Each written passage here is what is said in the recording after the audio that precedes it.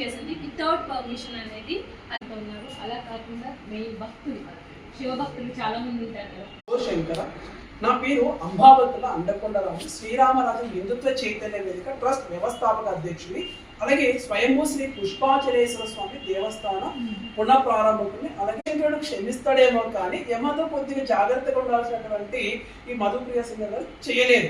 అలాగే ఏంటంటే చాలా మంది అక్కడ ఈవో గారు ఏమన్నారనంటే, వాళ్ళు మేము గుడిలో అక్కడ సాంగ్ షూట్ చేసుకోవడానికి మేము పర్మిషన్ ఇవ్వలేదు అనేటువంటి కూడా మనం మాధ్యమాల్లో చూస్తూనే ఉన్నాము. అలాగే ఏదో పూజారి అనేటువంటి పూజారి పైన ప్రయత్నం చేస్తున్నారేమో అనిపిస్తుంది. కానీ ఇక్కడ మధుప్రియ గారు కనుక చూసినట్టయితే, అయ్యా శివయ్య దగ్గర ఒక దేవస్థానంలో ఆగమం అనేటువంటి ఒక ఆగమ సంబంధమైనటువంటి ప్రతిష్ట జరిగినప్పుడు మనం చాలా జాగ్రత్తగా ఉండాలి. గర్భగుడి అనేటువంటి ఎవరు పడితే వాళ్ళు వచ్చేదానికి ఉండగలరు.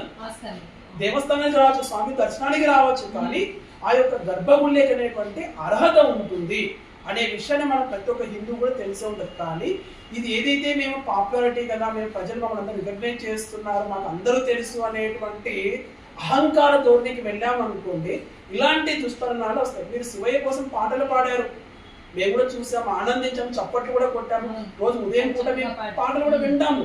కానీ ఇలా జరిగినప్పుడు మీరు బేషరతుగా మేమంతా ఎక్స్పెక్ట్ చేసేది, అయ్యో నేను తెలిసి తెలియక జరిగినటువంటి పొరపాటుకి ఈ రోజు నేను క్షమాపణ చెప్తున్నాను అనేటువంటి ఒక మాట చెప్పి సమస్య వచ్చేదే కాదు.